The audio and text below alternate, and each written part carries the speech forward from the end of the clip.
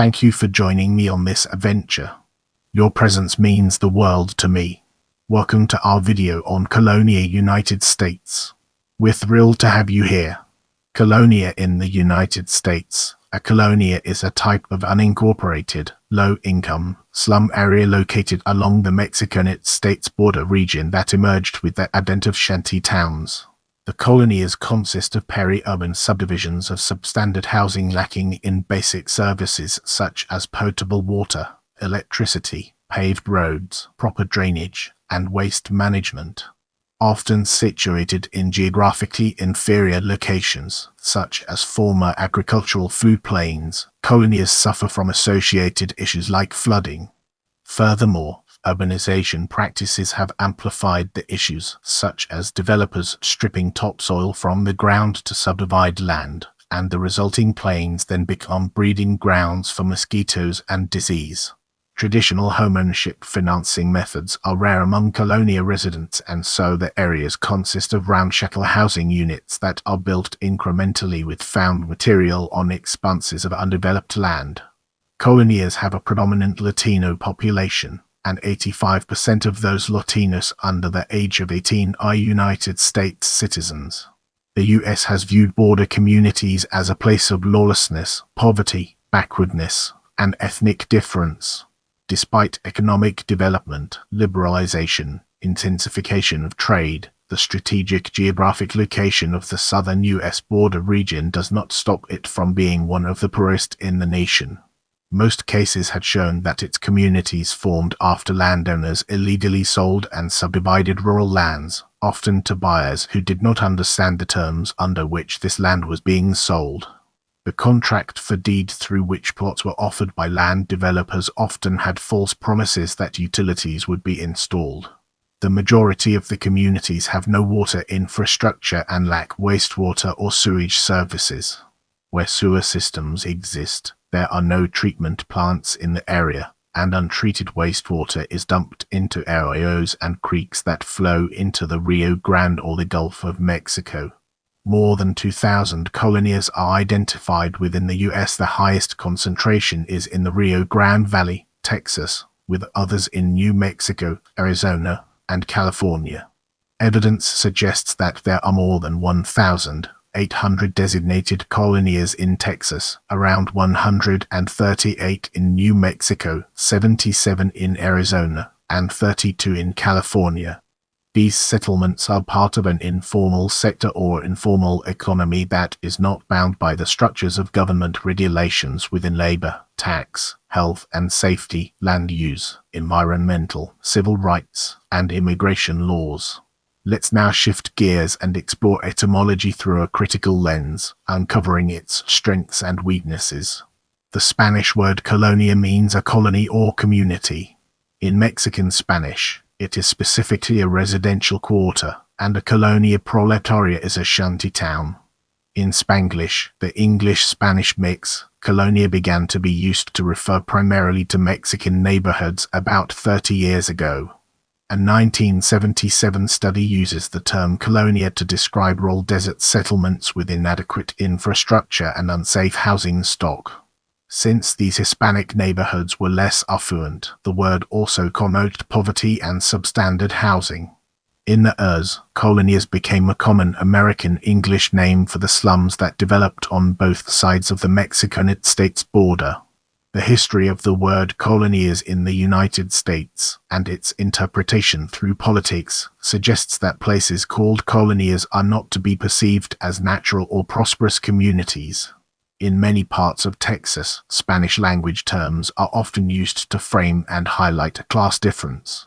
The term colonia is an essential symbol for public policy in the United States, and this Spanish name is a critical component for constructing public and policy attention, underscoring the settlement's differences and labeling them as racialized and distinct places, which has a powerful way of constructing and reinforcing marginality.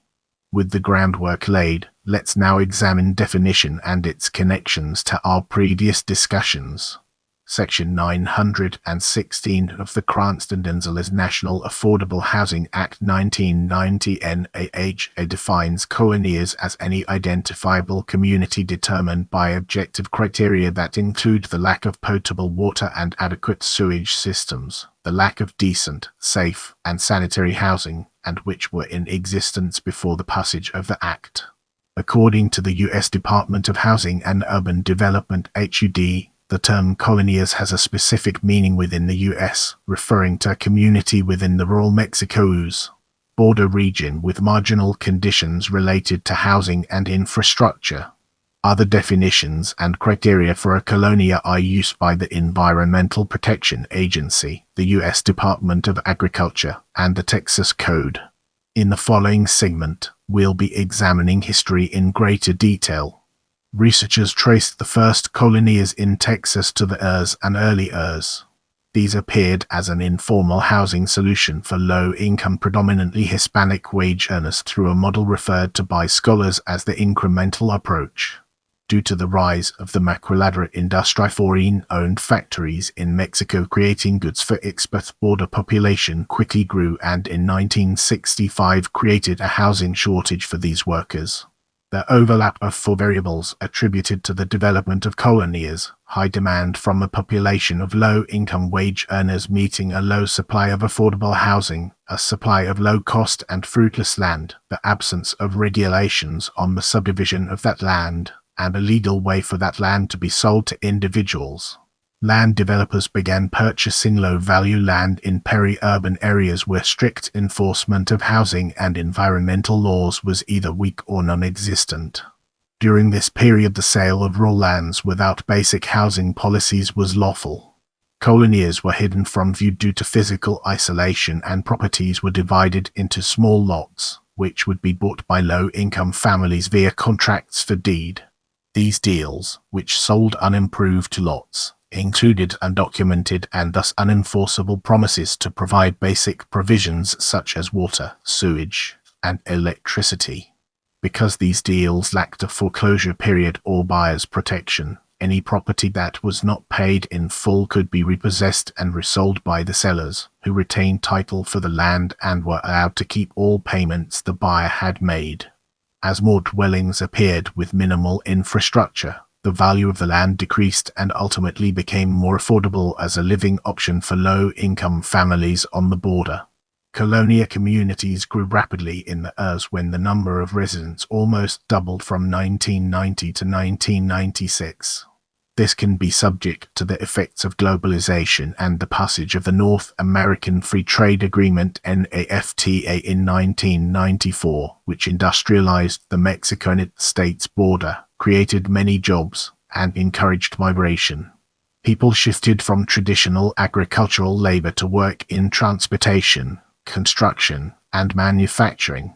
This led to an increased informality of U.S. housing, with colonias forming and growing because of the border's strategic location and trade liberalizations. However, due to the lack of financial mobility, colonia residents face significant challenges escaping the colonia bubble. In June 1996, the Texas Department of Housing and Community Affairs successfully obtained a waiver from the U.S. Department of Housing and Urban Development (HUD) to set new housing standards for colonias. The resulting standards provided a basis for safe and sanitary housing to alleviate the existing health risks. These standards are necessary for economic development in colonias because unsafe infrastructures and lack of education and jobs inhibit their growth. As of 2007, Texas had the largest concentration of colonia residents in the U.S., with approximately 400,000 living in over 2,000 colonias. New Mexico had the second largest, followed by Arizona and California. However, as remote location and stealthy development characterize many colonias, exact counts are difficult and figures can quickly change. Despite the high count of individuals living in these areas, the severity of the living standards in colonias has yet to become common knowledge for U.S. citizens. Scholars have found that little has been done to remedy the living standards of the colonians, as their situation has become normalized by the public and associated with the lawlessness of the Mexicos. Border region. Scholars have criticized the naming of these settlements as colonias, stating that the use of the Spanish word not only creates difficulties within the public policy sector of government, but also fosters the notion that these settlements are alien and not a part of the US. However, those within the public that do recognize colonias and their living conditions view them as border slums, while scholars have since described them as a third world within the United States. While poor living standards do persist in these areas, a positive side does exist for colonias and is often disregarded by media and policymakers. For the border region's poor, colonias provide affordable housing and the opportunity to obtain the American dream of owning a home. Some scholars have praised colonians for seeking the realization of this dream through self-help. Because of this, the informed public has begun urging policymakers to make decisions that will not eliminate colonias but instead both enhance the living conditions and promote the incremental approach as a housing strategy, stating that this informal housing option creates opportunity. Let's now shift gears and explore colonias by state through a critical lens, uncovering its strengths and weaknesses. Divergent state subdivision regulations have influenced the historical development of colonias and how each state defines a colonia. Independent historical accounts should be considered by state. Brace yourselves for the next chapter, where we'll be dissecting colonias in Texas. Around the years, developers began creating subdivisions along the Mexico's border on agriculturally poor properties, divided land in small parcels, and provided few services. The development of the properties, intended for low-income buyers, was the beginning of the Texas colonias. By 1995, the state passed laws against developing subdivisions without services. From 1995 and 2011, the Office of the Texas Attorney General had 87 judgments against developers who created properties without services. The Office of the Texas Attorney General said that, by 2011, Texas had about 2,294 colonias and estimates that about 500,000 lived in the colonias. As of 2011, Hidalgo County has the largest number of colonias in Texas, though estimating their population is difficult due to isolation, shared addresses, rapid changes in development, and mistrust of government. As we move forward, let's uncover the untold stories and fascinating intricacies of colonias in New Mexico. In New Mexico, about 150 colonias have qualified for colonia funding sources such as HUD, U.S. Department of Agriculture USDA, and so on. In New Mexico, there are two types of colonias, small towns and subdivisions. Although many of New Mexico's colonias consist of rural small towns, they were considered colonias because of the absence of resources. Conflicts with acceptable water, sewers, and safe and clean housing that the colonias faced brought on the requirement of Section 916 of the National Affordable Housing Act of 1992. In New Mexico, land was sold contract for deed. However, before 1990, New Mexicans were allowed to divide their property into 4 parcels without violating the law. Within a couple of years, landowners were then allowed to split their land into 2 parcels, but after some time, the subdivision law was amended to close this loophole utilized by colonia developers. Get ready for an exciting part as we dive into demographics. Colonias can be found in each U.S. state on the Mexican border: Texas, New Mexico, Arizona, and California. Residents are mostly Hispanic and about 65% of the colonia population were born in the United States. Overall, colonias consist of low-income communities with families that cannot afford goods in a formal economy. In a random survey by the Texas Department of State Health Services, it was found that half of the families have incomes of less than $834 a month. About 70% of colonia residents have not graduated from high school and many lack English language skills, which hampers their job mobility, suppresses wages, and the ability to seek assistance. The unemployment rate for families in colonias is 18%, compared to 11% in neighboring cities. Residents of colonias pay, on average, 58% of their income on housing. In comparison, a two-bedroom apartment in Albuquerque, New Mexico costs $830. Only 20% of the average income in the U.S. Colonia housing costs too much relative to the resident earnings, and the living conditions are significantly worse. With our curiosity piqued, let's embark on a dedicated exploration of housing and its fascinating intricacies.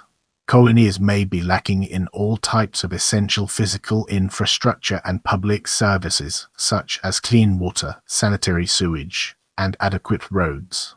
Most Colonia housing does not meet construction standards and building codes. Houses are often built little by little, starting as shabby tents of wood and cardboard. Only 54% of Colonia residents in Texas have sewer service, and about 50% drink water from a non-tap source. Because they do not qualify for financing, Colonia residents buy their land on a contract for deed, in which land ownership stays with the seller until the entire purchase is paid. This land eventually ends up to be worthless, as the market for Colonia housing is very low. Most houses cannot pass inspections to qualify for repairs and further improvements. The housing situation in Cameron County, Texas lacks certain infrastructure and requires $44 million to upgrade all of the homes. Financially, families living in colonies lack the assets to add improvements in order for sustainability. These poor minority communities are also prime targets for hazardous waste facilities because of their inability to file lawsuits. Most such facilities in New Mexico are located within a 10 miles radius of a colonia. These include landfills, power plants, and waste facilities, which all have negative impacts on the community's lifelong health. The legal options available to colonia residents to fight the placement of these facilities are slim. Many are unaware of the public benefits available to them, and applying for benefits can be a struggle when extensive documentation and many visits to state offices are required. Ultimately, immigrants in the border region face language barriers and fear of retaliation against family members without any form of identification. With our foundation established, it's time to explore health-related quality of life and its relevance to our overarching theme. A 2008 pilot study of factors affecting health-related quality of life (HRQL) of Mexican-American adults living in colonias found that colonia residents fall below the U.S. average. By examining Mexican Americans residing in Hidalgo County, Texas, investigators found that Mexican Americans living in colonias share similar mental health patterns compared to the U.S. average, but their physical health was worse. Data collected through a household survey in 2002 and 2003 by the Integrated Health Outreach System Project (IHOS) was analyzed to describe the population in terms of socio-demographic status (HRQL) and other variables. In the responses to this survey, 81% considered that access to healthcare services was a problem, 62.5% mentioned housing, 76.5% perceived not having enough recreational and cultural activities, 86% perceived social issues, and 41.1% perceived physical environmental problems, specifically polluted air or water. In conclusion, the research provides significant data acknowledging health disparities colonia residents continuously face. In June 2010, the Lawyers' Committee for Civil Rights Under Law released a report that claims there is enough data in the historical record to demonstrate a direct correlation between abated health outcomes, health disparities, and premature morbidity and mortality with one's zip code. Researchers have determined that, for people of color or low income, this can predetermine their life expectancy. In the following segment, we'll be examining alcohol use, anxiety, traumatic stress, and hopelessness in greater detail. In a 2009 study, a participatory model of 100 Mexican-origin colonia residents showed that participants who met the criteria for alcohol dependence showed more symptoms of anxiety and post-traumatic stress than the national average. Investigators found that among Mexican-American immigrants, lifetime prevalence for any anxiety disorder in men was 9% and 18% for women. For Mexican Americans born in the United States, 20% of men and 27% of women met the criteria for anxiety disorders. Mexican Americans living in Colonia have considerable health risks due to unsafe living conditions, low educational attainment, high unemployment, comparatively high rates of communicable illness, lack of access to health care, and poverty. Furthermore, the study found that people living in colonias had the highest rates of binge drinking and alcohol dependence correlated with anxiety, traumatic stress, and hopelessness. In a 2005 study, researchers found that people with low socioeconomic status have dramatically higher disease risks and shorter lifespans than wealthier people. Therefore, poor people have less access to health care and more incidents of harmful lifestyles associated with drinking, smoking, and obesity. As we enter this new phase, let's uncover the impact of school-based nutrition on our broader topic. In nutritional research, investigators assessed the experiences of child food insecurity and seasonal instability within Mexican origin mother-child dyads living in Mexico's border colonias. By focusing on food insecurity, which is known to cause health effects across a lifespan, investigators sought to understand the effects of school-based and summertime nutrition programs among women and their children, specifically within Texas border colonias. An important attribute of this research was that the study depended on a multi-level analysis, which relied on repeated measurements. It also took into account the perceptions and experiences of children within the research. According to research, food insecurity among Hispanic and Mexican origin U.S. households exceeds national estimates NALTI 2013. Furthermore, in 2011, 26.2% of Hispanic families in the United States were food insecure, and 17.4% households with child food insecurity were Hispanic. Brace yourself for a deep dive into childhood obesity as we explore its impact and relevance in our evolving narrative. In consultation with local decision-makers, 2013 research of childhood obesity in Mexican American low-income communities resulted in recommendations addressing related issues within communities like colonias. Four policy ideas came about: establishing sustainable community-based health programs, improving neighborhood infrastructure and safety, increasing access to parks, supporting community organizations to disseminate health education to parents and children. According to a 2009 study by R. Gottlieb, food issues are particularly pronounced in low-income communities where lack of access to fresh, affordable healthy food has direct health and nutritional consequences. He explains that core land use factors such as housing, transportation, and commercial space are issues of food justice and environmental justice, and that addressing these issues can help reduce health disparities among border residents. As we move forward, let's uncover the untold stories and fascinating intricacies of education. Education in the border region is substandard on both sides. While completion and attainment rates are much higher in the US than in Mexico, they are far below the US average. The low levels of education along the border region are due to lack of proper infrastructure, low property tax funding for schools, and pressing financial need which sees children contributing to family incomes.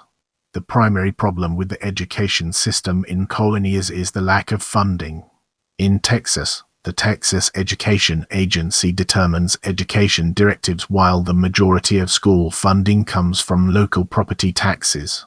For the low-income colonias, these directives can present fiscal obstacles which stand in the way of the quality of education. Population growth among the colonies make it so the funding of education is controversial and socially divisive. There is also a problem in finding direct service providers who will educate the children in the colonias. School districts have taken measures to attract teachers to the prospect of working in these areas, though finding qualified teachers has become an increasingly difficult task. With the foundation laid, let's embark on a journey into public policy action. Rather than being illegal, colonias are considered extra-legal, in that they circumnavigate the law rather than violating it. In response to these systems, scholars are split between egalitarian and libertarian approaches.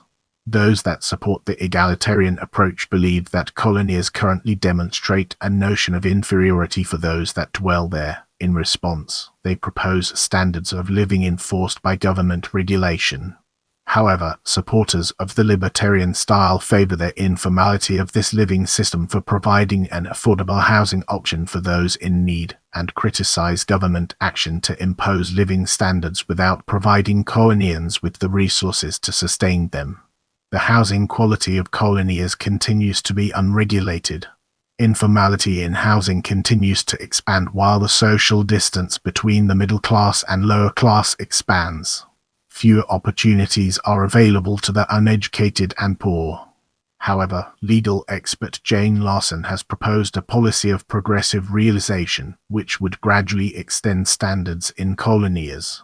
Incentives such as microcredit programs are being implemented, which then allow families to reach acceptable levels of housing quality. The model addresses equality by setting a standard for housing based upon compliance of available resources, and would commit the government and people towards the common goal of sustainable housing. However, this does not mean that governments do not have obligations once a certain standard is reached. The progressive realization model requires continual progress in a relationship between law and society, which directly corresponds to the choices of those living in Colonias. Enhancing the lives of the Colonians through policy has proven to be difficult and slow. Funding for infrastructure projects for Colonias is contingent on defining a colonia, and establishing effective criteria for this purpose has proven to be a challenge. The farm housing provisions of the United States Code define a colonia as a community that one is in the state of Arizona, California, New Mexico, or Texas, 2 is within 150 miles of the Mexico's border except for any metropolitan area exceeding 1 million people, 3 on the basis of objective criteria, lacks adequate sewage systems and lacks decent, safe, and sanitary housing, and 4 existed as a colonia before November 28, 1990. Other definitions are used by specific governmental agencies, e.g., HUD, USDA, Environmental Protection Agency, and the Texas Code. Many scholars criticize the existing federal criteria as being too broad in that most definitions of colonias are based on the archetype that exists on the border in Texas. While colonias in Texas are known for being peri-urban settlements with mostly Hispanic dwellers, settlements in California are located in old rural towns with ethnically diverse populations. This has hindered colonia infrastructure development in California. Criteria have also been described as too narrow, relying on numeric values to determine whether a settlement qualifies. Under the U.S. Department of Housing and Urban Development (HUD), funds designated within the Community Development Block Grant (CDBG) were to benefit colonias along the Mexico's border, defined by various numeric values. However, colonias such as those in Riverside and San Diego counties are disqualified from the CBDG for being within metropolitan statistical areas with over 1 million people. Similarly, the U.S. Department of Agriculture limits its colonias to settlements of no more than 20,000 residents, disqualifying the majority of communities seeking funding in California. The EPA's definition of colonias derives from NAFTA, which limits these colonias to 62 miles distance from the border. This limits all designated colonias in California to roughly the area of Imperial County. As we transition to the next segment, let's unravel the mysteries surrounding multinational environmental agreements and gain a fresh perspective. The North American Agreement on Environmental Cooperation (NAAEC) is an international environmental agreement between the governments of Canada, Mexico, and the United States. NAFTA sought to promote economic growth by lowering most of the existing barriers to trade. While many advocates of NAFTA argued that it would indirectly increase the standard of living and thus environmental spending on the border, many critics commented on the fact that only a single sentence in the agreement's preamble addressed the environmental impacts of promoting free trade. In order to ensure that NAFTA would pass, the Clinton administration pushed for NAAEC as a side agreement specifically to aid border environmental issues. From NAAEC came the creation of the Commission on Environmental Cooperation (CEC), an institution providing a forum for environmental law enforcement disputes to be resolved. Scholars generally agree that the Knox diction is ambiguous and does not clearly define the authority that the organization has. It is also unclear whether violators are obligated to respond to inquiries made by the CEC, and thus few parties have actually been investigated and punished for failing to cooperate. The charter creating the Border Environment Cooperation Commission (BECC) and North American Development Bank (NADB) was the first multinational agreement to address the problems faced by Colonians. These two binational institutions were created to resolve issues that revolve around land contamination and sustainable wastewater infrastructure and compensate for sex shortcomings. However, Becanad does not explicitly address the Colonias themselves but rather the Mexico's border, defining the border as areas in the U.S. within 100 kilometers and the area in Mexico that is within 300 kilometers of the international boundary. Becanad consists of a board comprising members from both the U.S. and Mexican governments, and thus lies equally within the jurisdiction of each nation's government. This includes the administrator for EPA and the secretaries of state and treasury from the U.S., and the secretaries for the environment and natural resources, treasury, and external relations from Mexico, as well as one state representative and non-governmental organization from each country. The BECC certifies projects that meet criteria in order to receive funding from the NADB. Projects can be proposed by anyone. In doing this, the Becanad seek to promote public participation in sustainably developing the Mexico's border. Though the programs have been praised as revolutionary, critics have said progress is slow with NADB. It failed to fund a single infrastructure project within a year of its creation, despite the approval of several projects by BECC. These programs have been criticized for failing to consider who will pay to maintain the completed infrastructure. Because BECC is not a regulatory agency, its decisions are not enforceable. Critics of Becanad have suggested the implementation of punitive measures such as monetary penalties to complement the system of incentives currently in place. As we progress, let's zoom in on U.S. Department of Housing and Urban Development and examine its role in shaping our overall narrative. The Cranston-Gonzalez National Affordable Housing Act of 1990 was created to help families that did not own homes to make down payments for purchasing homes, expand on the supply of affordable housing for low-income families, and promote cooperation between all levels of government and the private sector in this expansion.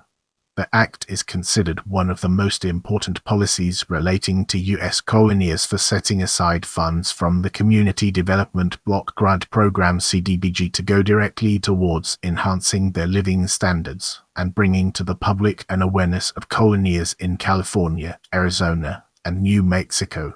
These CDBG funds are particularly used to improve potable water, sewer systems, and sanitary housing in the colonies.